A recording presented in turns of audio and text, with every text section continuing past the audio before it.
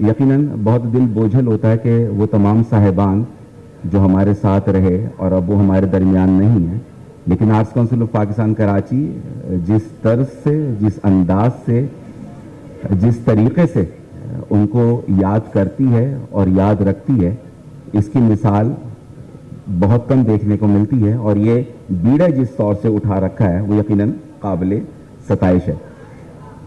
آج کے اس اجلاس میں جن مقتدر اور معتبر شخصیات پر بات کی جائے گی، اس میں جناب قوی خان صاحب ہیں، جناب شکیل صاحب ہیں، جناب شعیب ہاشمی صاحب ہیں، جناب ضیاء محی الدین صاحب اور جناب امجد اسلام امجد صاحب۔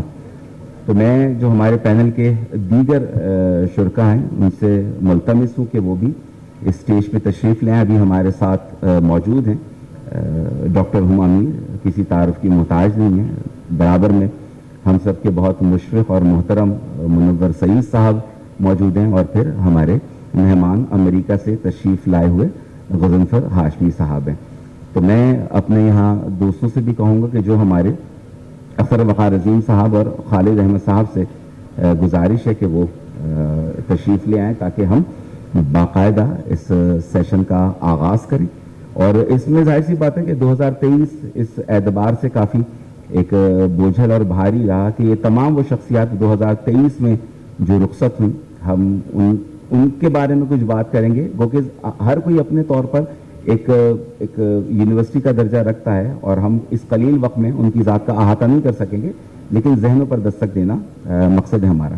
تو ہم آغاز کریں گے ہمارے ایک بہت پیارے فنکار شکیل صاحب جو کہ رخصت ہوئے، اور 2023 جس طرح میں نے آپ سے کہا کہ 29 جون 2023 کو وہ رخصت ہوئے، اور ان کے بارے میں بات کریں گی ڈاکٹر ہما میر صاحبہ، ایک جانا پہچانا نام جہاں انداز و بیان کی بات کی جاتی ہے، اور اسی دائرے میں کوئی بھی ایک ایسی تقریب، اس کی افتتاح اور اختتام جو بھی جلسے ہوتے ہیں، اس کی نظامت کے فرائض، انداز و بیان کی بات کی جائے، لب و لہجے کی بات کی جائے، اداکاری کے شعبے میں اپنے فن کے جوہر دکھائے، تو شکیل صاحب پر گفتگو کے لیے میں یقیناً زحمت دوں گا۔ آپ شکریہ کہ آپ تشریف لائیں۔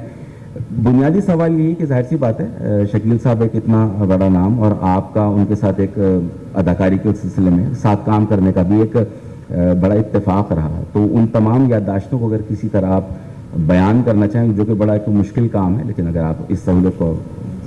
شکیل صاحب کے نام سے میرے ذہن میں ایک بہت شفیق، ایک بہت ہی منکسر المزاج، ایک بہت نفیس اور شائستہ شخص کا تصور ابھرتا ہے۔ اور شکیل صاحب کے لیے میں نے لکھا کثیر الاشاعت اخبار جنگ، جس میں نے ان کے بارے میں مضامین لکھے ہیں، اور شکیل صاحب سے ظاہر ہے کہ ایک دیرینہ تعلق ٹیلی ویژن کے حوالے سے رہا۔ میری پہلی یاد جو شکیل صاحب کے حوالے سے ہے وہ اس وقت کی ہے کہ جب ٹیلی ویژن پر ایک بچوں کا پروگرام آتا تھا، چمن اپارٹمنٹ جی، ٹیلی ویژن پر پہلے بچوں کے پروگرام ڈرامے ہوا کرتے تھے، تو ایک پروگرام تھا، اس کا نام تھا چمن اپارٹمنٹس۔ تو اس میں میرے بھی کچھ مناظر تھے، اور میں اس میں ایک بچی تھی جس کے پاس ایک چھوٹی گڑیا ہوتی ہے، اور شکیل صاحب کے ساتھ میرا سین تھا۔ تو ٹیلی ویژن میں جب میں پی ٹی وی پہ کام کرتی تھی، اس زمانے میں ٹیلی ویژن پر ریڈنگ، ریہرسل وغیرہ یہ سب ہوتا تھا تمام اس کا، تو اور ظاہر ہے کہ 3-4 کیمرے لگے ہوتے تھے، تو جو ریکارڈنگ کا پیٹرن ہے وہ آج کے پیٹرن سے ڈفرینٹ ہوتا ہے۔ بالکل ٹھیک ہے، ایک ساتھ سین ریکارڈ ہوتا تھا، پہلے سی آر، پھر ڈی آر، اور اس کے بعد پھر جب سین ریکارڈ ہو جاتا تھا تو اسسٹنٹ کو کہتا تھا ڈائریکٹر کے جا کے چیک کرے، وہ کہتا تھا اوکے۔ تو جب سین ریکارڈ ہو گیا تو وہ ایک ٹیک میں جب اوکے ہو گیا تو ہم بہت خوش ہوئے، اور میں نے کہا کہ اچھا سین اوکے ہو گیا، تو شکیل صاحب کہنے لگے جی جب اچھے آرٹسٹ ہوتے ہیں تو سین اوکے ہو جاتا ہے۔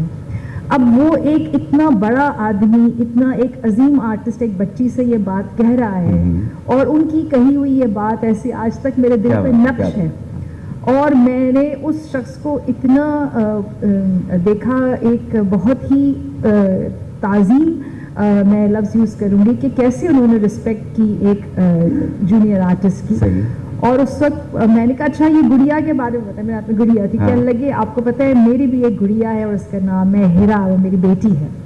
تو مجھے یاد رہا. تو ابھی جب شکیل صاحب اسی برس ان کا انتقال ہوا, اور ہماری ٹیلی ویژن کی بہت اچھی آرٹسٹ ہے روبینہ اشرف, ان کی رہائش گاہ پر ان کا سویم تھا.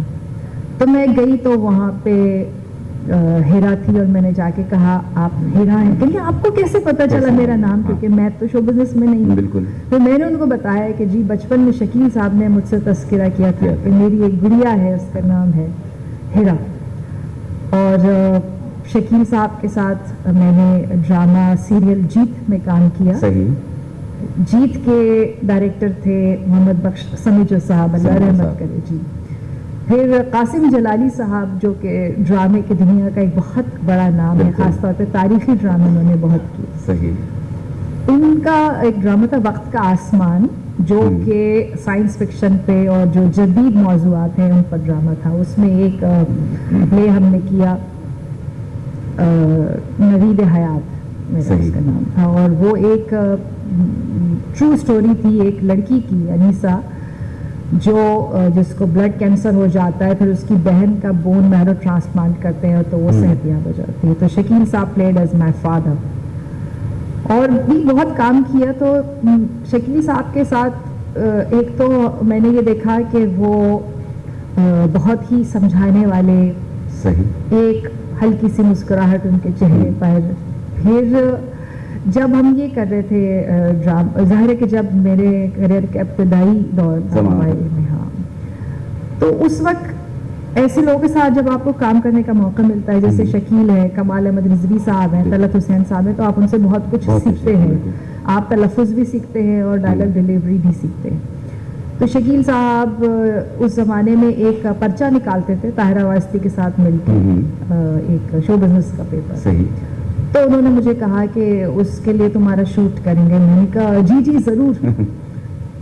اور اس وقت جو ہے وہ روحا غزنوی ایک فوٹوگرافر ہوتی تھی, جی روحا غزنوی, انہوں نے ہمارا وہ ایک فیشن کا شوٹ کیا اور بڑا زبردست میں نے اس کو کیا. اور شکیل صاحب کے ساتھ کام کرنے کا بہت اچھا میرا رہا, اور شکیل صاحب کو سبھی لائک کرتے تھے. کوئی ایسا فرد نہیں ہے جو ان کی تعریف نہ کرتا ہو. اور ہر رائٹر, اب جیسے میں بجیا کی بات کروں تو بجیا کے سارے ڈراموں میں آپ کو شکیل صاحب نظر آئیں گے. وہ آپ گینے ہو یا عروسا ہو یا انا ہو یا افشاں ہو, تو شکیل صاحب.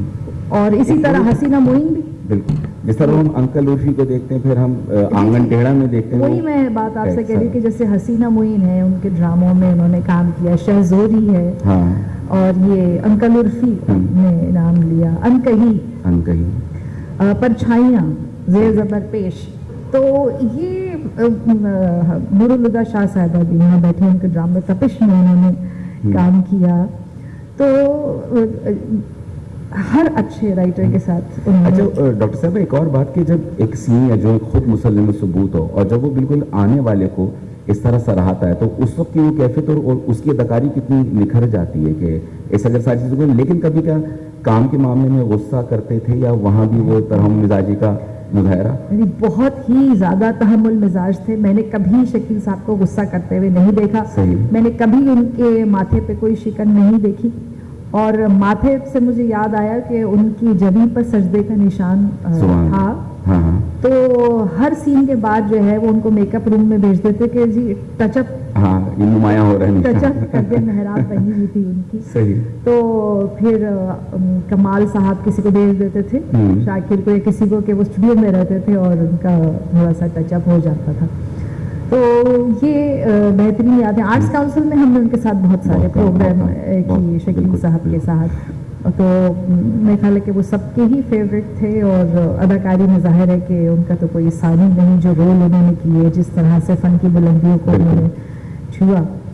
پھر جب میں نے ایک کتاب لکھی, یہ ہے طلعت حسین, تو میں نے کہا کہ اس میں شکیل صاحب کے تاثرات ضرور چاہوں گی کہ ہو, اور اس کے لیے میں ان کے گھر گئی. اس وقت وہ پہلے سی ویو پہ رہتے تھے, بعد میں اب یہ ملیر کینٹ میں شفٹ ہو گئے, تو سی ویو پہ رہتے تھے. تو میں گئی, اور ان کی جو اہلیہ ہے فرید, اور وہ درس و تدریس سے وابستہ. جی,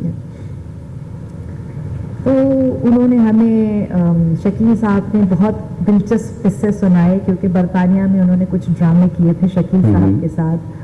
تو انہوں نے بتایا کہ ایک شکیل طلعت صاحب کے ساتھ صحیح. تو انہوں نے بتایا کہ ایک ہم شوٹنگ کر رہے تھے، حسینہ کا ڈرامہ تھا، حسینہ موئن صاحبہ کا، اور وہاں وہ ایک بہت پرانا کوئی قلعہ تھا اور اس کے بارے میں بڑی کہانیاں مشہور تھیں کہ یہاں جو ہے وہ کسی کو چلنے کی آوازیں آتی ہیں یا کوئی ایسے. تو کہنے لگے کہ ہم وہاں پہ تھے، تو طلعت صاحب جو ہیں وہ تھوڑے سے خوفزدہ ہو گئے. انہوں نے کہا کہ نہیں میں جو ہے وہ اکیلے کمرے میں نہیں سوں گا، میں روم شیئر کر دوں گا. صحیح صحیح. تو یہ سب باتیں انہوں نے ہمیں بتائیں. اور ابھی ہم بیٹھے ہوئے تھے باہر، تو شیریں عظیم صاحبہ کے ساتھ انہوں نے بہت کام کیا. اس کے واقعات مجھے شکیل صاحب نے شیئر کیے کہ اس زمانے میں کیسے ریکارڈنگ ہوتی تھی اور کیا ہوتا تھا. تو بیوٹیفل میموریز. اور جن آرٹسٹوں نے بھی شکیل صاحب کے ساتھ کام کیا ہے وہ اس بات کی گواہی دیں گے کہ وہ کیسے زبردست آرٹسٹ. اور بالکل شروع سے لے کے آخر تک ایک ہیرو والا سارا ان کا سلسلہ رہا کہ جب وہ بالکل شروع میں بلیک اینڈ وائٹ کے زمانے میں آئے اور پوری وہ دور بھی بہت مختلف تھا، لیکن آخر تک اس لیگیسی کو انہوں نے بہت بہتر انداز سے. اور یہ کتنے کمال کی بات ہے کہ آپ دیکھیں کہ انکل عرفی 70s کا ڈرامہ ہے بلیک اینڈ وائٹ کا، اور اس زمانے میں انہوں نے جو ہے وہ ایک مڈل ایجڈ آدمی کو رول کیا. بٹ وہ بھی ہیرو، میں کہتی ہوں اس میں حسینہ موئن صاحبہ کو بھی کریڈٹ جاتا ہے، اس کے ڈائریکٹر کو بھی، اور ایکٹر تو ظاہر ہے کیونکہ پاکستان ٹیلی ویژن نے ایک ایسا سنہری وقت دیا ہے ہم سب کو جو ہم اس کی میموریز ریکال کرتے ہیں. تو دیٹس ریئلی بیوٹیفل. بالکل بالکل. تو آپ کا بہت بہت شکریہ. ہم یقیناً اس یاد رفتگان کے سلسلے کو مزید آگے بڑھائیں گے. اور اب میں جن محترم شخصیت سے ملتمس ہوں، آپ امریکہ سے تشریف لائیں. غضنفر صاحب، آپ نے پبلک پالیسی میں PhD کیا ہوا ہے، اور یوں سمجھیے کہ سفارتی جو ہماری جو ثقافتی جو سفارتکاری ہے اس پر معمور ہیں، اور ایک تھنک ٹینک ہے اس کو بھی جو ہے وہ دیکھ رہے ہیں. امجد اسلام امجد صاحب 10 فروری 2023 رخصت کا دن. اور پھر امجد اسلام امجد صاحب پہ بات کریں گے کہ جب وہ اگر نغمہ کی ان کی شاعری میں کہ جو محبت کی بات کرتے ہیں کہ محبت کی طبیعت نے ایک ایسا بچپنا قدرت نے رکھا ہے کہ یہ جتنی پرانی مضبوط وجہ سے تائید تازہ کی ضرورت پھر بھی رہتی ہے. پھر ہم سیلف میڈ لوگوں کا المیہ پڑھتے ہیں، پھر ہم ایک طرف دیکھتے ہیں کہ پیڑ کو دیمک لگ جائے آدم ذات کو غم. تو بہت سارے جہتیں ہیں، اور غضنفر صاحب کا ساتھ رہا مشاعروں میں بھی، اور اس اعتبار سے بھی. تو میں غضنفر صاحب آپ سے گزارش کروں گا کہ امجد صاحب کے سلسلے میں جو آپ کی یادداشتیں ہیں تو اگر یہاں بیان کریں تو بہت شکریہ. آپ کا بھی شکریہ. اور ان کو تو میرا خیال ہے ہم سے رخصت ہوئے بہت کم عرصہ ہوا، اور کسی بھی تخلیق کار کی شاعری ہو یا ڈرامہ، مائک سے ایسا قریب کر لیجیے گا بس. جی بہت بہت. اس پہ بات کرنے کے لیے تھوڑا سا زمانی فاصلہ بھی چاہیے ہوتا ہے، اور لیکن ہم ان کو یاد کر سکتے ہیں تاثراتی حوالے سے. ان کی ویسے تو جہاد بہت زیادہ ہیں، ان کے کام کی ڈائمنشن جو ہیں، ڈرامہ ہے، شاعری ہے، پھر بچوں کا ادب ہے، ان کا کالم ہے، ان کی تنقید ہے، ان کا تراجم ہے. لیکن اس وقت ہم تھوڑی سی جو بات میں کرنا چاہتا ہوں وہ ان کے ڈرامے پہ ہے، اور تھوڑی سی شاعری پہ بات ہو جائے گی. میں یہ سمجھتا ہوں کہ جو ان سے پہلے جو ڈرامہ تھا وارث سے پہلے، وہ شاید خاندان اس کے جو موضوعات تھے وہ خاندانی خوشیاں تھیں یا خاندانی مسائل تھے، اور اس سے وہ نہیں نکلا تھا. لیکن یہ ایک ایسا جو وارث تھا جو 70s کے آخر میں آیا تھا، اس نے ایک ایسا ٹرینڈ سیٹ کیا تھا جو کہ بالکل اس نے اس کا کمپلیکشن بدل دیا ڈرامے کا پاکستان میں. اور اس میں جو موضوعات تھے وہ موضوعات تھے کانفلکٹس تھی، اشرافیہ کی، وڈیرا سسٹم کی، جو اربنائزیشن اور ماڈرنائزیشن ان کے درمیان جو کانفلکٹ تھی، اور پھر جو ایکسپلائٹیشن تھی وڈیروں کی اور جو نچلے طبقے کے لوگ تھے، طبقاتی تقسیم کو، یہ ساری چیزیں انہوں نے اس طرح فنکارانہ انداز میں ایکسپوز کی اپنے ڈرامے میں کہ جس کی کوئی مثال نہیں ملتی. اور یہی وجہ تھی، آپ کو سب کو یاد ہوگا کہ وہ جو ڈرامہ تھا اس کو دیکھنے کے لیے کیسے جو گلیاں جو تھیں وہ ویران یا سنسان ہو جاتی تھیں. اور کہا جاتا ہے کہ گلیاں تو सुनसान हो जाती थी, लेकिन घर आबाद हो जाते थे। क्या बात है, क्या उसकी खूबसूरत। वजह ये थी कि टेलीविज़न जो थे वो बहुत कम थे घरों में, और मोहल्ले में 2, 3, 4 जो टेलीविज़न जिनके यहाँ थे, लोग वहाँ जाके टेलीविज़न देखते थे। सो वो जो मैं ये समझता हूँ कि उन्होंने जो एक जो मुज़ाहमत का जो एक एलिमेंट था, पहली दफ़ा एक राइटर ने अपने कलम से स्टेट टेलीविज़न पर वो सामने लाए, और मेरे ख्याल में मुज़ाहमत की पहली आवाज़ जो है, वो पहला जो शक्ल है वो अमजद सलाम जिद की शक्ल में सामने आया था हमारे। और वो सिलसिला फिर चलता रहा, यानी वो ट्रेंड जो था वो फिर दहलीज में आया, वो फिर वक्त और शिफिशार और उनके जो बाकी ड्रामे थे रात, और इसमें चलता रहा। फिर एक ऐसा वक्त भी आया कि उन्होंने वो ड्रामा लिखना छोड़ दिया। ये बात है 90s के एंड की या 2000 के शुरू की, और उनका कहना था कि ये मैं उन जो कमर्शलाइजेशन हुई थी ड्रामे की और प्राइवेट चैनल्स आए थे, वो उनसे मुत्तफिक नहीं है, या मैं उन जैसा ड्रामा उनके मिजाज का नहीं हो रहा काम। सो तो वो ड्रामे से तो हट गए। लेकिन हैरत की बात यह है कि एक ऐसा ड्रामा निगार जिसने एहतजाज या मुज़ाहमत की आवाज़ बन के वो सामने आया था, और उसने एक्सपोज किया था उस रॉटन सिस्टम को जो हमारे यहाँ मौजूद था, तबकाती तकसीम, वो शायरी में नहीं आया। तो शायरी में उन्होंने बिल्कुल एक डिफरेंट उसलूब अपनाया। अच्छा, खैर शायरी में भी उनकी जो पहचान थी वो ड्रामे में बन चुकी थी, शोहरत उनकी मौजूद थी, तो उनके लिए चैलेंज था। चूंकि ड्रामा वो लिख नहीं रहे थे, तो शायरी में अपना नाम बनाना एक बहुत मुश्किल काम था। उनके सामने उनके जो कंटेम्प्रेरीज थे, उनके जो हमअसर थे लिखने वाले, बड़े पावरफुल थे, और उनसे जो पहले थे, थोड़ा सा पहले, वो भी बड़े बड़े नाम थे। इफ्तिखार आरिफ साहब यहाँ बैठे हैं, अहमद फराज मौजूद थे, मुनीर न्याजी मौजूद थे, खुर्शीद रिजवी थे, जॉन एलिया थे उनसे सीनियर, इसी तरह नासिर काज़मी उनसे थोड़े से सीनियर मौजूद थे। तो इनकी मौजूदगी में नए असलूब के साथ स्टैंड आउट करना अपने शायरी में, वो बड़ा एक मुश्किल काम था। लिहाजा उन्होंने एक आसान रास्ता अपनाया। आसान तो उनके लिए था, लेकिन वो एक पॉपुलर अंदाज था, जिसमें मौसीकियत थी, जिसमें नगमगी थी, जिसमें गनायत थी, जिसमें लिरिसिज्म था, और उनकी जो नज़में थी और उनकी जो गज़लें थी, ख़ास तौर पे जो उनकी नज़में थी, उनमें भी वो कवाफी का इस्तेमाल इस अंदाज से करते थे, जैसे वो अज़बर हो जाती थी, अज़बर हो जाती थी, और वो जब मुशायरों में जाते थे तो लोगों को याद होती थी और उनको वो पढ़नी नहीं पड़ती थी। तो ये एक कमाल था उनकी शायरी का।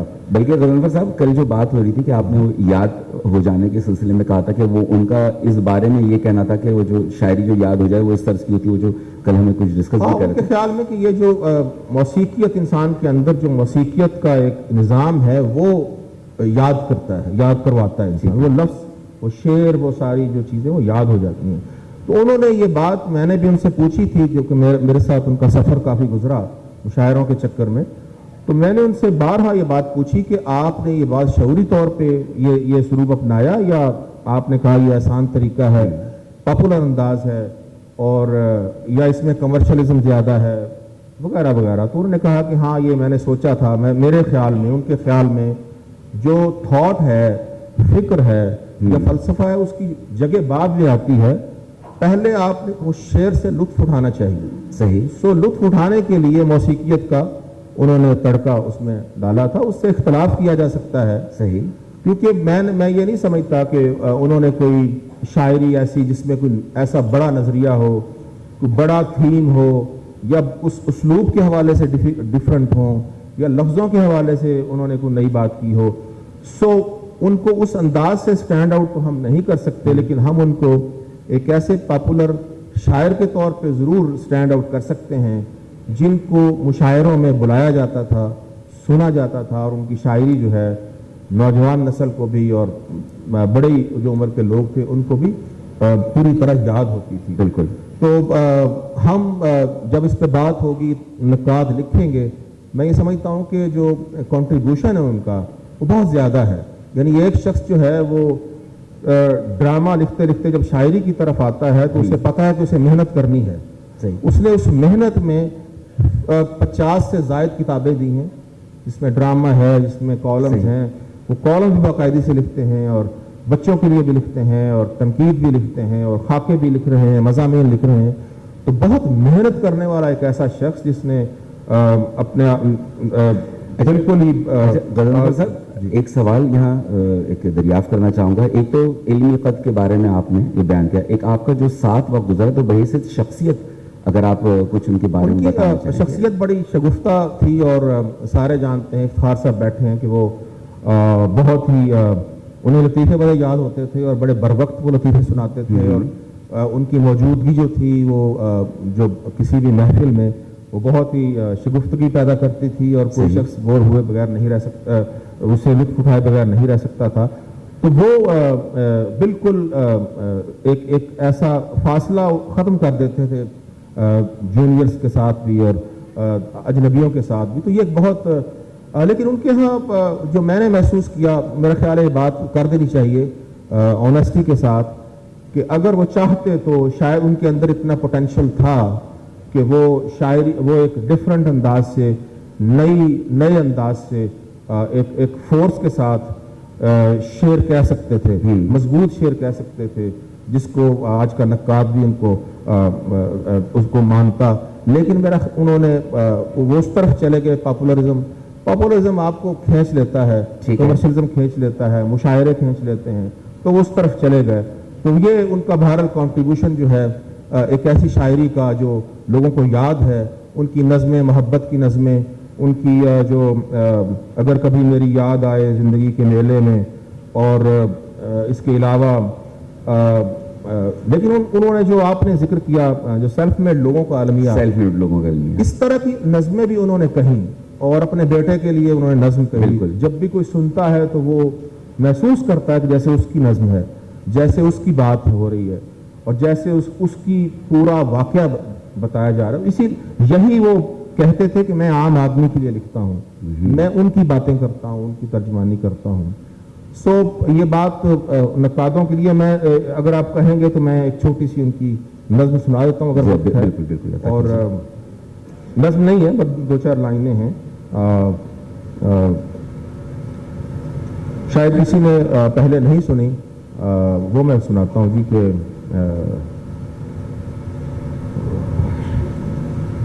ہاں سنو دوستو, جو بھی دنیا کہے اس کو پرکھے بنا مان لینا نہیں.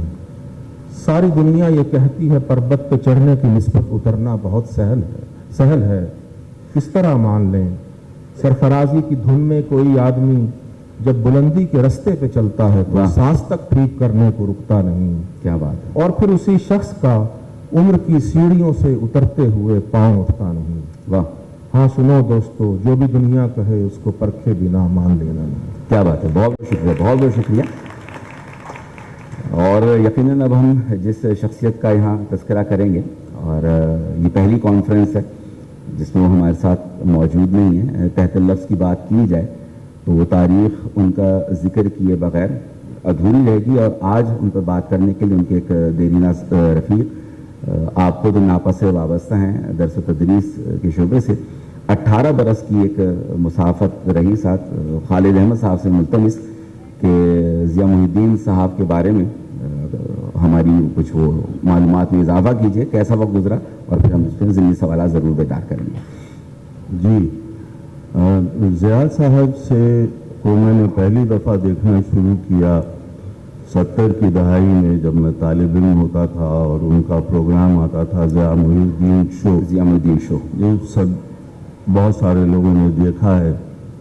اور دونوں انجینئرنگ کا طالب علم تھا, لیکن ان کے زبان کی ادائیگی, زبان کی نفاست, الفاظ کی نشست و برخاست, تمام چیزوں میں بہت متاثر کیا.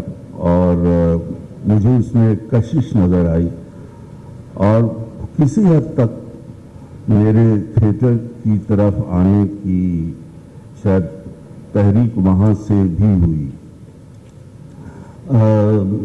اس کے بعد پھر ضیاء صاحب چلے گئے انگلستان, سال میں 2 سال میں ایک دفعہ آتے تھے, تو کبھی ان کی پڑھنت ہو جاتی تھی جس میں میں جاتا تھا. میری کوئی ملاقات نہیں ہوئی کبھی ادھر ادھر, کسی اچھا۔ کے گھر میں دعوت میں بہت سرسری سے ملاقات رہی.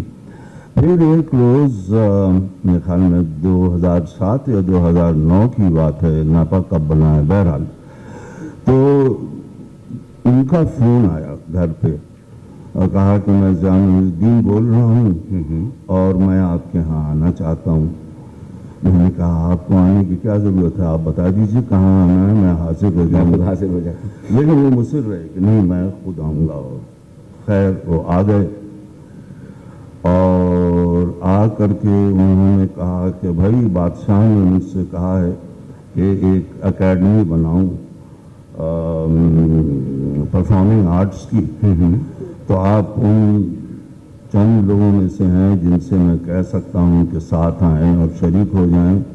میں نے کہا بالکل ٹھیک ہے. تو یہ بات ہوئی اور اس کے بعد جب وہ چلنے کا وقت آیا تو انہوں نے پوچھا کہ ڈو یو لیو الون, تو میں نے کہا کہ یس آئی ایم سیپریٹڈ. تو انہوں نے کہا کہ I am myself a much separated man. یہ کہہ کر وہ چلے گئے. اور پھر تو جو ہے وہ تاریخ کا حصہ ہے, ناپا بنا. اور میں اکثر سوچتا تھا کہ ایسے ایسے لوگ ڈاکٹر انور سجاد, راحت کاظمی, طلعت حسین, ارشد محمود, امیر ایاز, کسی حد تک میں بھی, ایسے ایسے لوگ اکٹھا اور متحد کیسے رہے. سب کے اپنے اپنے خیالات, سب کا اپنا اپنا مقام. لیکن پھر جواب یہی ذہن میں آتا تھا کہ وہ ضیاء صاحب کی چھتری تلے, چھتر چھایا تلے صحیح ہم سب رہتے تھے اور کام کرتے تھے. ہم بلکہ ہم ان کی ایک استاد کی سی حیثیت تھی. ہم ضیاء صاحب کو نہ کبھی نہیں کہتے تھے, کم از کم منہ پر تو کبھی نہیں کہتے تھے.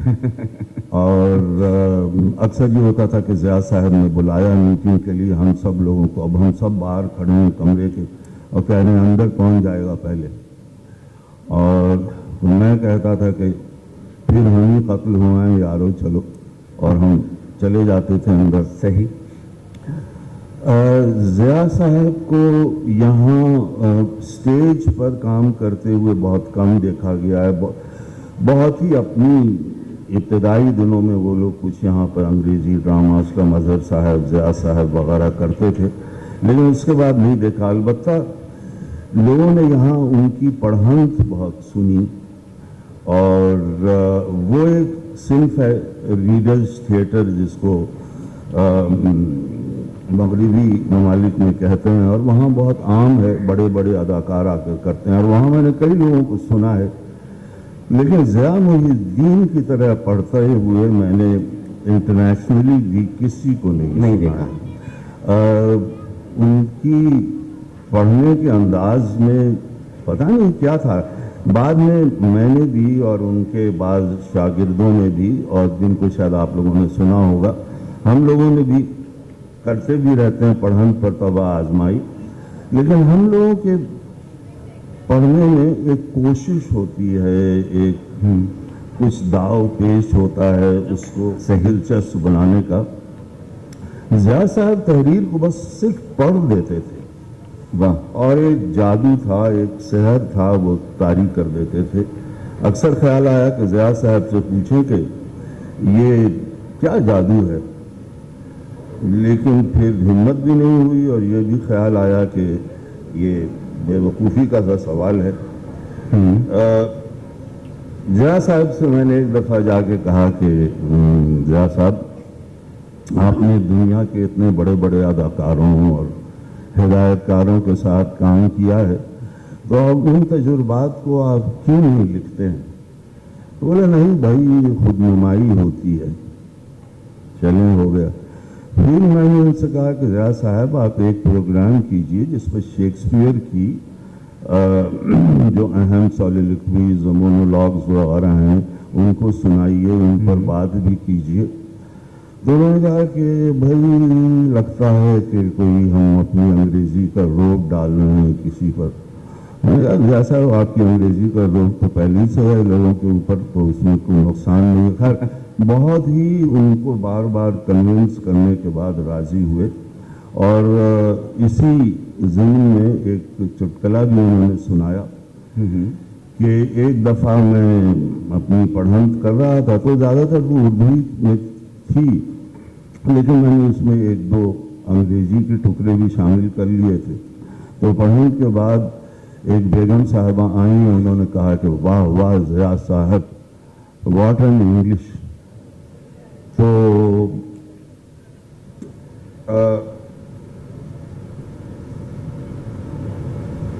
ضیاء صاحب کے بارے میں یہ کہ آخری وقت تک، یعنی کہ مرنے سے کوئی 5-6 دن پہلے تک وہ کلاسز بھی لیتے رہے، ایک وقت پر آنا، ایک وقت پر چلے جانا، اور کلاسز میں 1 منٹ دیر سے نہ پہنچنا.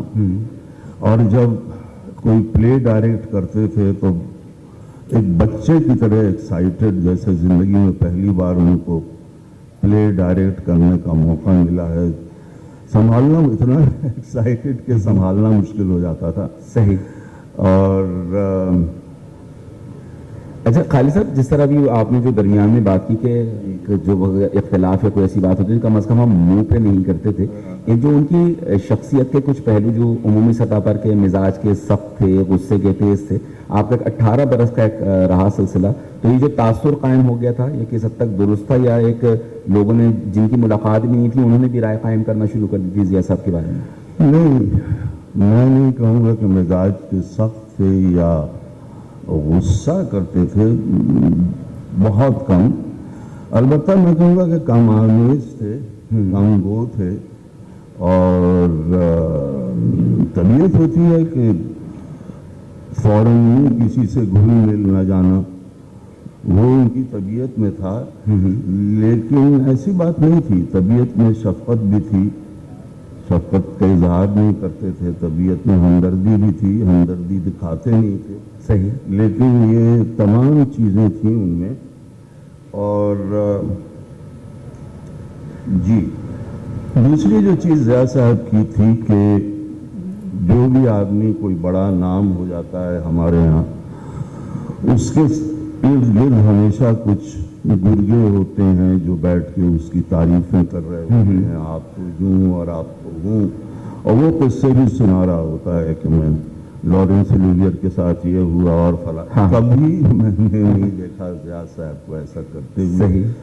جب بھی میں ان کے کمرے میں گیا، وہ یا تو لکھنے پڑھنے کا کام کر رہے ہوتے تھے، عام طور سے وہی کر رہے ہوتے تھے، اور اردو تلفظ کی ایک موٹی سی کتاب صحیح ان کے پاس پڑی رہتی تھی. جی، ایک اور بات جو ان کے بارے میں کہنا چاہتا ہوں وہ کہ لکھے ہوئے ریٹن ورڈ کی سینکٹیٹی، اس کی حرمت، اس کا تقدس، اس کے تو بہت لوگ قائل ہیں، لیکن اسپوکن ورڈ، زبان سے ادا کیے ہوئے الفاظ کی حرمت، اس کا تقدس اور اس کی صحت اور اس کی اہمیت میں نے کسی اور شخص میں اس طرح نہیں دیکھی. جیسے اچھا، اسی سلسلے میں جس طرح آپ نے کہا تلفظ کی بات کی، تو وہ عموماً استفادہ کیا فرنگ آصفیہ یا کوئی اور، اگر ہمارے سننے والے اگر وہاں تک رجوع کر سکیں؟ تلفظ کی تھی، صرف اردو تلفظ کی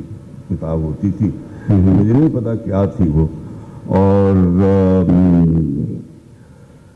تو یہ ان کا ہوتا تھا، کام بہت کرتے تھے، آخری وقت تک کام کرتے تھے، کچھ نہ کچھ لکھتے پڑھتے رہتے تھے. صحیح. سارا دن.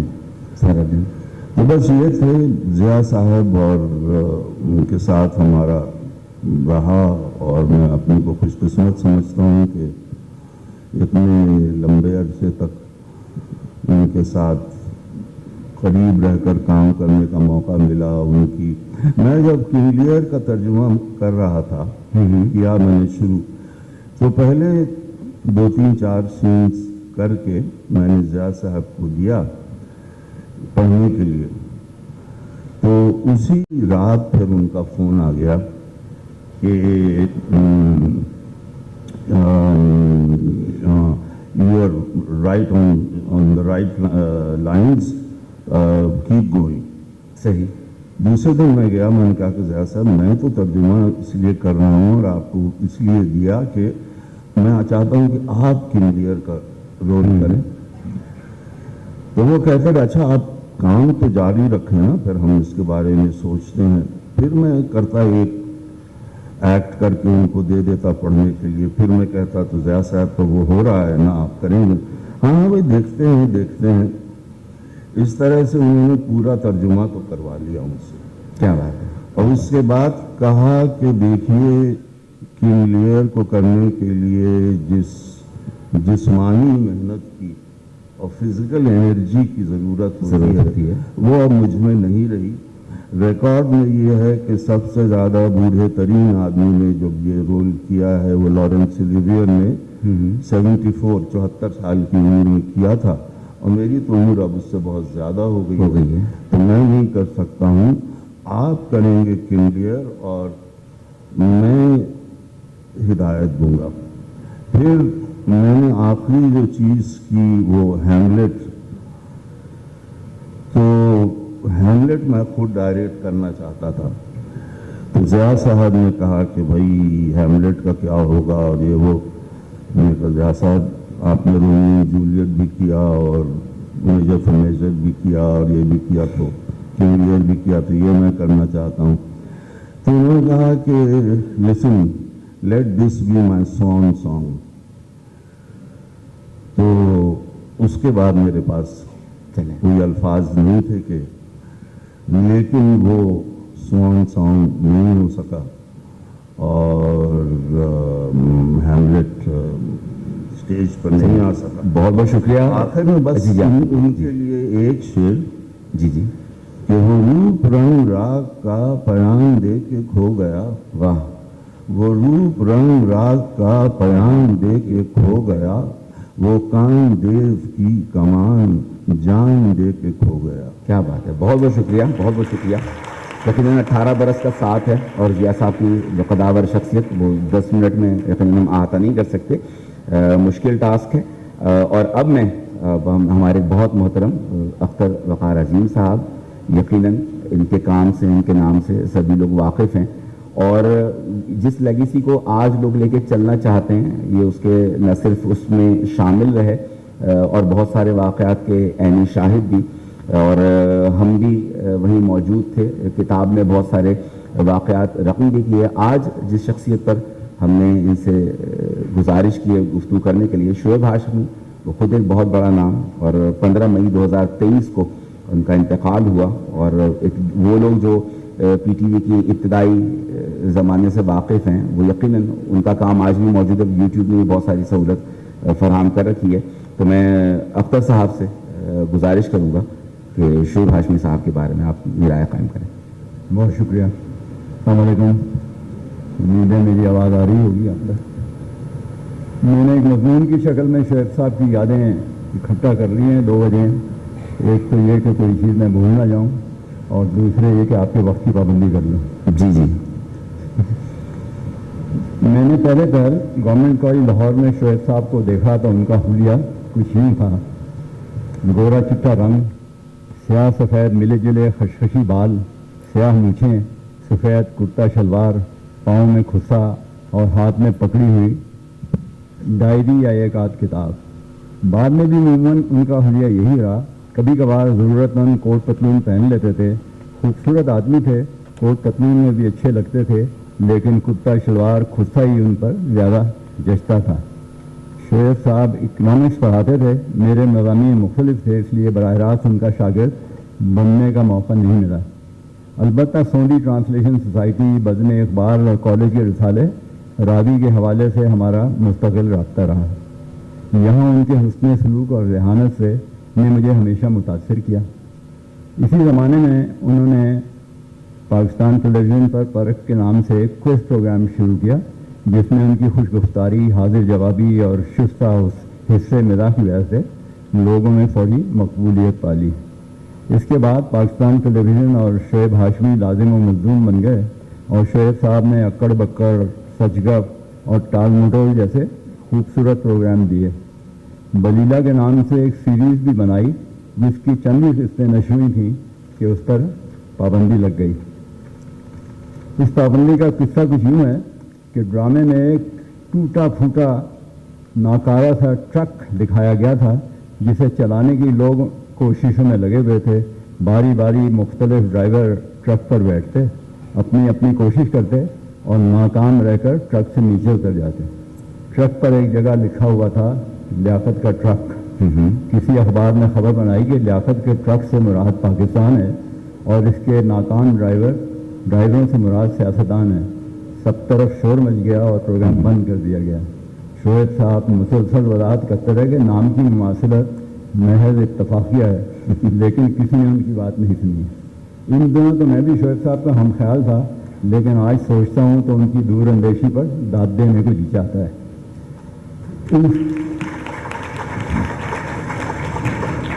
इन सब प्रोग्रामों में ज़्यादातर शोएब साहब ने नए लोगों को रुशनास कराया, जिनमें अक्सरियत उनके या चीनी आपा सलीमा हाशमी के शागिर्दों की थी। दोनों मियाँ बीवी को टैलेंट की पहचान का मलका भी था और इसे निखारने संवारने का फन भी जानते थे। इस सिलसिले की सबसे पहली दरियाफ्त फारूक कैसर थे, जिन्होंने खुद भी आगे चलकर अंकल सरगम और मासी मुतीते जैसे किरदार तख्लीक किए और पुतली साजी में अपनी अलग शनाख्त बनाई। क्या बात है। वो और उनके साथ कार्टूनिस्ट जावेद इकबाल और इरफान खुसरत शोएब साहब तक कैसे पहुँचे, इसका हाल मुझे खुद फारूक कैसर ने सुनाया था। उन्होंने कहा कि शोएब साहब से मेरी पहली मुलाकात नेशनल कॉलेज ऑफ आर्ट्स के गेट पर हुई, जहां वो अपनी नीली फॉक्स वैगन में बैठे अपनी बेगम सलीमा हाशमी का इंतज़ार कर रहे थे, जो उसी कॉलेज में पढ़ाती थी और मेरी उस्ताद थी। यहीं गेट पर खड़े खड़े शोएब साहब ने मुझसे साथ काम करने का कहा। उनमें दूसरों को पहचानने और उनका हुनर जांचने की बेपनाह सलाहियत थी। मेरी तरह और भी बेशुमार लोग हैं जिनकी सलाहियतों को पहचानने और उन्हें चमकाने में शोएब साहब का बहुत हाथ था। एक बार मैं उनकी गाड़ी में बैठा उनके साथ कहीं जा रहा था कि एक ट्रैफिक सिग्नल पर मोटरसाइकिल सवार एक लड़के ने हमें रोक लिया और शोएब साहब को बताया मेरा नाम जावेद इकबाल है और मैं आपका शागिर्द रहा हूँ, मैं एक कार्टूनिस्ट हूँ। शोएब साहब ने कहा अगर टीवी में काम करना चाहता है तो कल मेरे घर आ जाना। इसके बाद मुझसे बोले ये तुम्हारे लिखे अल्फाज पर कार्टून बनाया करेगा। यूँ जावेद और टीवी का ताल्लुक़ कायम हो गया। इसी तरह एक दिन एक लड़के ने शोएब साहब से आकर कहा मैं इरफान हूँ और सुल्तान खुसरत का बेटा हूँ। जवाब मिला, शोएब साहब ने कहा मैं तुम्हें भी जानता हूँ और तुम्हारे बाप को भी जानता हूँ, बताओ क्या काम है। जवाब मिला मैंने स्कूटर लेना है, मुझे अपने साथ कोई काम दे दीजिए। शोएब साहब ने उसे भी घर बुला लिया और अक्कड़ बक्कड़ के लिए फारूक कैसर ने लिखना शुरू किया और पपेट बनाने शुरू किए और उसके पीछे आवाज़ इरफान खुसरत की इस्तेमाल होने लगी। शोएब साहब जब भी राह चलते ऐसे लोगों को प्रोग्राम के लिए घर बुलाते थे तो फारूक को अच्छा नहीं लगता था, क्योंकि हर मरतबा फारूक को शुबा होता था कि उन्हें जो कुछ टीवी से मिलता है शोएब साहब वो रकम बांट कर इन सबको भी दे देंगे। फारूक, जावेद और इरफान शोएब साहब की टीम का हिस्सा बने और उनकी रहनुमाई में सबने कुछ ही अरसे में अपने अपने मैदान में अपनी पहचान बना ली। एक दिन शोएब साहब को याद आया कि इरफान तुम मेरे साथ स्कूटर खरीदने के लिए हम सफ़र हुआ था। पूछने पर उसने बताया स्कूटर तो मैं मुद्दत हुई खरीद चुका हूँ। शोएब साहब ने कहा फिर यहाँ क्या कर रहा है? इरफान हंस दिया, जाता कहाँ, शोएब साहब की लगाई पनीरियाँ उन्हीं के बाग में सजती थी, इधर उधर नहीं होती थी। अरशद महमूद भी उन्हीं लोगों में हैं जो राह चलते शोएब साहब को मिले और उन्होंने अरशद की फनकारा सलाहियतों और मौसीकी की समझ को यूँ इस्तेमाल किया कि यार दोस्त में हाशमी इसका आर.डी. बर्मन कहते थे। अरशद जमन का ही लाहौर में पढ़ते थे, गिटार बजाने का शौक़ था। रोज़ घर से गिटार लाकर कॉलेज की कैंटीन में बैठ जाते, दोस्तों को पुराने पुराने भारतीय गाने सुनाते रहते। शोएब साहब की आते जाते नज़र पड़ती तो आंखों ही आंखों में दाद देते, मुस्कुराते और आगे बढ़ जाते। एक दिन रुककर उन्होंने अरशद से पूछा सारी उम्र तो यही करता रहेगा या कोई ढंग का काम भी करेगा? मुराद ये थी कि क्या तुझे दूसरों की गाई चीज़ों की नकल ही करना है या कोई अच्छा काम भी करना है। उन्हें भी घर पहुंचने का हुक्म हुआ और वो भी अक्कड़ बक्कड़ की टीम का हिस्सा बन गए। सचगप के लिए फारूक कैसर ने एक नगमा लिखा, मौसीकी की तरतीब अरशद महमूद और शाहिद तूसी ने दी। बोल कुछ इस तरह से थे, कोमल कोमल पलकें बोझल, ढलका ढलका सा ढलका फलका सा ये आंचल, मन दीवाना मन है पागल, जैसे प्यासा प्यासा बादल। वाह। सुख की झीलें सूखी सूखी खाली खाली सी ये छागल, दुख का आंचल जलथल जलथल। ये नैयरा नूर का भी पहला नगमा था जो उन दिनों नेशनल कॉलेज ऑफ आर्ट्स में पढ़ रही थी और महज कॉलेज के फंक्शन में अपनी आवाज़ का जादू जगाती थी। कायदे के मुताबिक नगमे के बोल मंजूरी के लिए सरमद सहबाई के पास भेज दिए गए, जो उन दिनों लाहौर में स्किप सेक्शन के निगरान थे। उन्होंने मंजूरी नहीं दी और कहा नगमा मयारी नहीं है। फारूक ने शोएब साहब को बताया कि सरमद साहब ने रिजेक्ट कर दिया नगमा। शोएब साहब ने कहा फ़ोन मुझे दो। उन्होंने फ़ोन उठाया और सरमद को फ़ोन मिलाया, ओए अब फैज साहब की शायरी पर भी तो एतराज़ करने लगा। सरमद शोएब साहब और फैज साहब दोनों के मद्दाओं में थे। उन्होंने जवाब दिया मेरी क्या मजाल, आप नगमा रिकॉर्ड कर लीजिए। यूँ ये नगमा जिसे बाद में नाज़िया हसन ने भी गाया, फैज साहब के नाम पर मंजूर होकर उसके खालिक फारूक कैसर के नाम से नशर हो गया। अक्कड़ बक्कड़ सजगप और टालमटोल की तैयारी उमूमन शोएब साहब के घर में होती थी। फैज साहब भी फुर्सत की सूरत में वहाँ आकर बैठ जाते और शोएब साहब और उनकी टीम के लोगों की फिक्राबाजी और लतीफ़ों से लुत्फ़ अंदोज़ होते रहते। इस मामले में टीम में एक से एक बढ़कर हुनरमंद था। वो फैज साहब की मोहब्बत और क़ुर्बत का फ़ायदा उठाते, उनसे ऐसे ऐसे कामों की फरमाइश कर देते जिनके बारे में शायद किसी और की हिम्मत ना हो। एक ऐसे ही मौके पर अरशद महमूद ने फैज साहब से नेशनल मसाले का एक कमर्शियल लिखवा लिया। अदरक धनिया मिर्च और हल्दी नेशनल ने सबकी काया पलट दी। और आगे भी इसी तरह शेर थे। लुत्फ़ की बात यह है कि अरशद महमूद ये मार्का सर करके अपनी कामयाबी पर खुश नेशनल मसाले वालों के पास पहुंचे तो उन्होंने ये मानने से इनकार कर दिया कि फैज साहब ने अरशद के कहने पर उनके लिए एक इश्तिहारी बोल लिख दिए। अरशद ने लाख कोशिश की लेकिन कोई नहीं मांगा। उन्होंने कहा बकवास कर रहा है, कहाँ फैज साहब तेरे लिए काम करेंगे, यूँ ये कलाम नशर नहीं हो सका। सही। कराची टेलीविज़न पर 3 साल और इस्लामाबाद में 1 साल रहने के बाद मेरी पोस्टिंग लाहौर टेलीविज़न पर हुई। तो इस बात के बावजूद कि मैं घर जा रहा था, मैं ज़्यादा खुश नहीं था, बल्कि कुछ खौफजदा था, क्योंकि मैंने सुन रखा था कि वहाँ का हर प्रोड्यूसर और फनकार 52 गज़ा है, जो ना किसी को घास डालता है ना किसी की मानता है। मेरे इस खौफ को एक वाक़े ने और बढ़ा दिया। जिस दिन लाहौर पहुँचा, हमारे 2 सीनियर प्रोड्यूसर आज़म खुर्शीद की अलविदाई पार्टी थी, जिनका तबादला पिंडी हो गया था। उन्होंने अपनी यकसतरी अलविदाई तकरीर की जो कुछ यूँ थी। मैं जब लाहौर आया था तो बेहद खुश था। आज मैं जा रहा हूँ तो बेतहाशा खुश हूँ। ये सुनते ही मैंने अपना सर खुजाना शुरू किया, लेकिन ये सोचकर खामोश हो गया, हो रहा कुछ ना कुछ, घबराएं क्या। अभी लाहौर पहुँचे कुछ ही दिन हुए थे कि खबर मिली मुनीज़ा हाशमी, जो उन दिनों सचगप की प्रोड्यूसर थी, लंबी छुट्टी पर जा रही हैं। और शोएब साहब ने इंतज़ामिया से फरमाइश कर दी कि उनका काम मेरे सुपुर्द कर दिया जाए। मुनीज़ा फैज साहब की बेटी होने के साथ साथ जानी मानी प्रोड्यूसर थी। वो अक्कड़ बक्कड़ पर पाकिस्तान टेलीविज़न के लिए बैरून मुल्क से पहला अवार्ड भी ले चुकी थी। यूँ भी घर की फर्क थी, इसलिए शोएब साहब और उनके जत्थे को संभालना उनके लिए मुश्किल नहीं था। बहरहाल शोएब साहब की फरमाइश पर सचगप और उसकी टीम मेरे हवाले हो गई। इस हैसियत में शोएब साहब को मज़ीद करीब से देखने का मौका मिला। वो एक अच्छे उस्ताद, लिखारी, हिदायतकार और उन सबसे बढ़कर एक शफीक इंसान थे। जी, इनकी मोहब्बत में गिरफ्तार होने वाला हमेशा उनका असीर रहता था। बकौल शख्स से उन्होंने जितने भी तोते पाले, किसी ने भी तोता चश्मी नहीं की।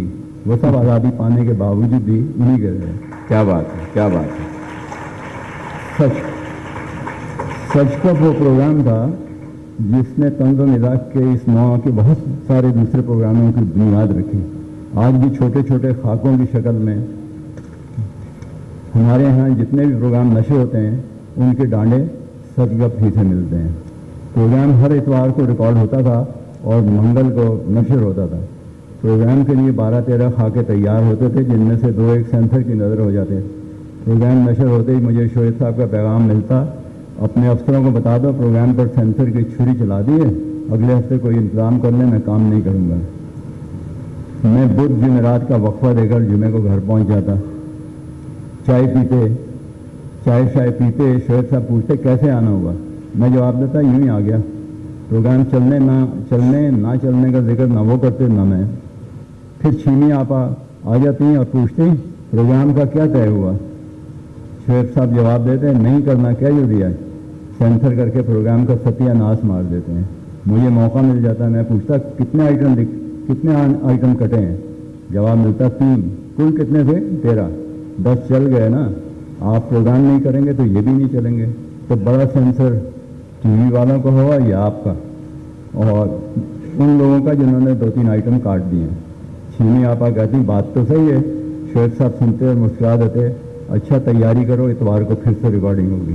यूँ हर हफ्ते हमारे दरमियान ये मामला चलता रहता। शोएब साहब थे, उन्होंने ये तरीका निकाला कि 12-13 के बजाय 15-16 चीज़ें लिखनी शुरू कर दी, जिनमें से 3-4 ऐसी सख्त होती जिनके बारे में उन्हें खुद भी यकीन होता था कि कट जाएंगी। सेंसर वाले 2-3-4 चीज़ें काट देते, बकिया लिहाज मुरवत में छोड़ देते।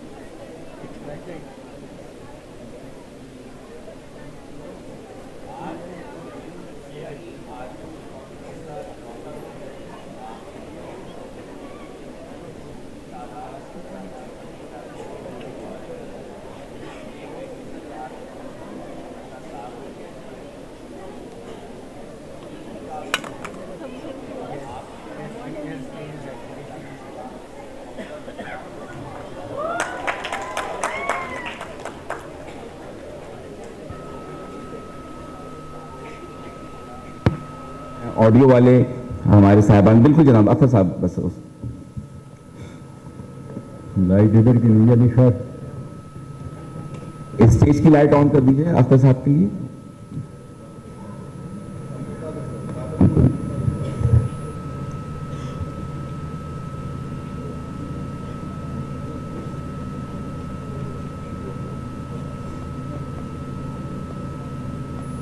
ठीक है, मैं ऐसे कर लूँगा। 2 खाकों के दरमियान चलाने के लिए वो छोटे छोटे इश्तिहारनुमा जिंगल भी बना लेते थे, जिनमें कुछ का मफहूम तो समझ में आता था, कुछ ऐसे होते थे जिनका मतलब सिर्फ शोएब साहब समझते थे। इस सिलसिले में मुस्तकिल चलने वाला एक जिंगल था, आरिफ साहब आपके लिए, रिंग बड़ौंस, रिंग हमारा बड़ौंस तुम्हारा, रिंग बड़ौंस सबका प्यारा। ये सिर्फ शोएब साहब की समझ में आता था। एक और जिंगल जो सेंसर की नज़र हो गया, एक मशहूर साबुन के एक ब्रांड से मुतालिक था, अगर आप अपना हुस्न निखारना चाहते हैं, दिल का मैल साफ करना चाहते हैं, वाह, तो रुखसाना के साथ नहाइए। क्या बात है। एक मौके पर सेंसर ऐसे मौके पर सेंसर वालों के बारे में शोएब साहब का तबसरा होता था, इनके जहन गंदे हैं, अच्छी भली बात में से अपना मफहूम निकाल लेते हैं। क्या बात है, क्या बात है। लतीफ़ों के नए नए मज़ामीन उनके जहन में हर वक्त आते रहते थे, ख़ास तौर पर उस वक्त जब वो किसी प्रोग्राम की बराह रास्त मेज़बानी कर रहे हों। एक मरतबा इलेक्शन की नशरियात में उन्होंने एक लतीफ़ा सुनाया जो बहुत सौ को आज भी याद है। एक हकीम ने बाल लंबे दिखने का नुस्खा दरियाफ्त कर लिया। किसी ने पूछा कि आपका दरियाफ्त शुदा तेल या क्रीम लगाने से क्या बाल लंबे हो जाते हैं? हकीम साहब का जवाब था, बाल तो लंबे नहीं होते, सर छोटा हो जाता है, यूँ बाल लंबे लगने लगते हैं। ऐसा हंसता मुस्कुराता शख्स फालिज के हमले की वजह से मुद्दतों व्हील चेयर पर रहा। अपनी याददाश्त जवाब दे चुकी थी, लेकिन लोगों की यादों में वो और उनकी हंसती मुस्कुराती तहरीरें कल भी ताज़ा थीं, آج بھی تازہ ہیں. بہت بہت شکریہ, بہت بہت شکریہ. بالکل.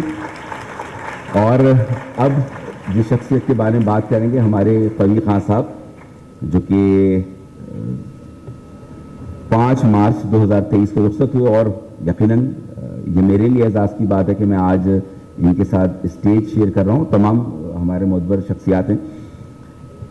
منور سعید صاحب کسی تعارف کے محتاج نہیں, arts council of Pakistan Karachi سے بھی وابستہ ہیں, اور جس شفقت سے یہ پیش آتے ہیں تو بالکل ایک حوصلہ بڑھ جاتا ہے گفتگو کرنے کا. اور ان کی شفقت ہے کہ ہم جیسے بونے بھی قداور دکھائی دیتے ہیں دنیا کو, گو کہ ایسا نہیں ہے.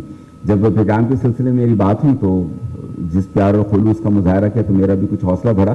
اور ایک بنیادی سوال جو ایک طے بھی پایا اور ہم بات کرنا چاہیں گے کہ قوی خان صاحب کے بارے میں جو آپ بات کریں گے, پہلی تو بات ہوئی کہ یہ ملاقات دراصل ہوئی کیسے تھی, اس کا ماجرا کیا تھا, وہ اگر آپ بتانا چاہیں. السلام علیکم. آواز ٹھیک آ رہی ہے یا ذرا اور قریب کر لوں اور زور سے بولوں؟ ٹھیک ہے, چلیے. اب جگر تھام کے بیٹھو, میری باری آئی. آ گئی.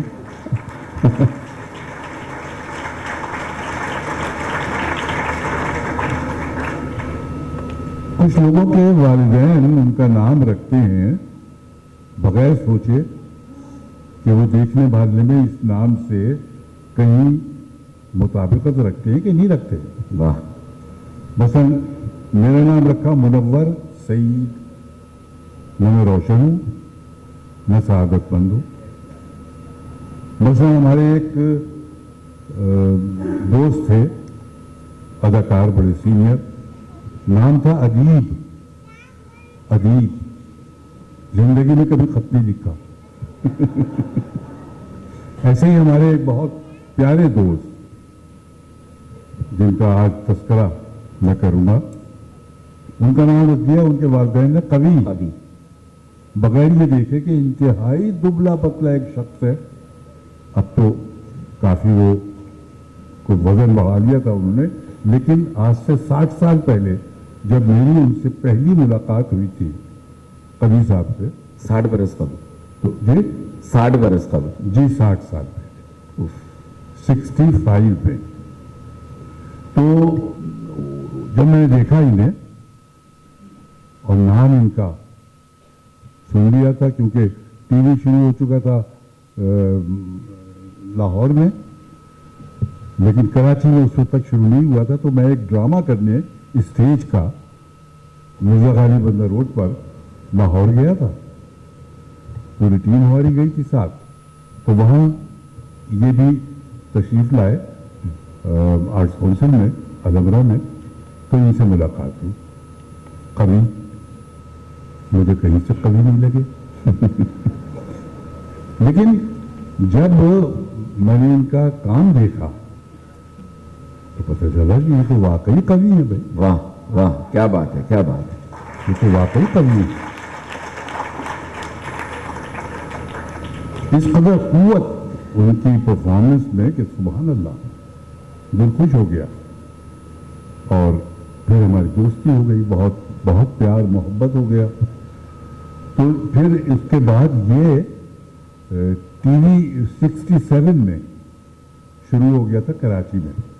تو ایک ڈرامہ یہ کرنے کے لیے تھیٹر کا, نعیم طاہر کا ڈرامہ تھا, وہ نام ذہن میں نہیں آ رہا. بہرحال یہ پوری ٹیم آئی تھی. تو ان سے وہاں ملاقاتیں روز ہوتی تھی. میں جاتا تھا اور کوئی اگر ضرورت پوچھتا تھا, کوئی پرابلم ہے تو بتاؤ. تو وہاں پر ایک دن امیر امام تشریف لائے. وہ پروڈیوسر تھے ہمارے پی ٹی وی کے, سینئر پروڈیوسر. تو امیر امام سے تعارف انہوں نے میرا کرایا قوی میں کہ بھئی یہ منور سعید ہے, تھیٹر کا بڑا اچھا کام کرتا ہے. تو اب ٹی وی بس شروع ہوا ہے. تو پھر امیر امام نے میرا تعارف کرایا جو ہمارے اس وقت زمان علی خان سینئر پروڈیوسر تھے. تو ان سے میرا تعارف کرایا اور پھر میں نے پہلا ڈرامہ ان کا کیا. خیر یہ تو میں نے اپنے سب سے شروع کر دیا. कवि साहब ने जो काम किया उसके बारे में क्या कहा जाए, सुभान अल्लाह। वाह, जो काम भी किया, वाह वाह वाह वाह वाह। और आज जिन लोगों का तस्करा हो रहा है यहाँ, उनको हमसे जुड़ा हुए कोई बहुत ज्यादा लंबा अरसा नहीं हुआ। बिल्कुल। अंग्रेज इस्लाम अमजद, कवि, उसके अलावा जिया मुहिउद्दीन साहब, उसके अलावा शोएब हाशमी, ये सब वो लोग हैं कि जो बहुत करीबी वक्त में हमसे जुदा हो गए। कभी भी इसी साल में बिल्कुल महीने हुए।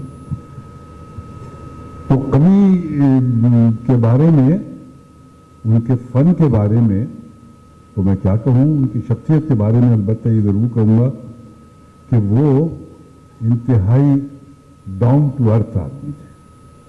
उन्हें मैंने कभी गुरूर या कोई ऐसी कैफियत नहीं देखी कि जो जिससे ये वो जाहिर करना चाहते हो कि मैं कितना बड़ा परफॉर्मर हूँ, उन्होंने कभी जाहिर नहीं किया। और नतीजा ये हुआ कि न जाहिर करने की वजह से वो तमाम दुनिया पे जाहिर हो गई। क्या बात है, क्या खूबसूरत बात है, क्या बात है। खुद नहीं उन्होंने कहा, लेकिन दुनिया समझ गई वाह, कि ये कितना बड़ा परफॉर्मर है। आज भी उनको इसी तरह याद किया जाता है। तो जरा मैं देखने के वक्त कितना है, हाँ 1:45, 1 घंटा प्रोग्राम शुरू हुए हो गया। तो मेरा ख्याल है कि बस 1 मिनट मैं और ले लूँ और उसके बाद हमारे जो जैदी साहब हैं इनके हवाले माइक करूँ कि ये इसको प्रोग्राम को वाइंड अप करें। जैदी साहब, बहुत बहुत शुक्रिया। और यकीनन वक्त की पाबंदी का ख्याल रखना चाहिए। और याद रफ़ाकान के सेशन में हमने जिन अपने साहिबान को याद रखा, यकीनन उनका काम इतना बड़ा है कि एक एक शख्सियत पर भी अगर बात की जाए तो घंटों सर्फ हो सकते हैं। बस ये सेशन यहीं इख्तिताम पजीर होता है। तमाम मोअज़्ज़िज़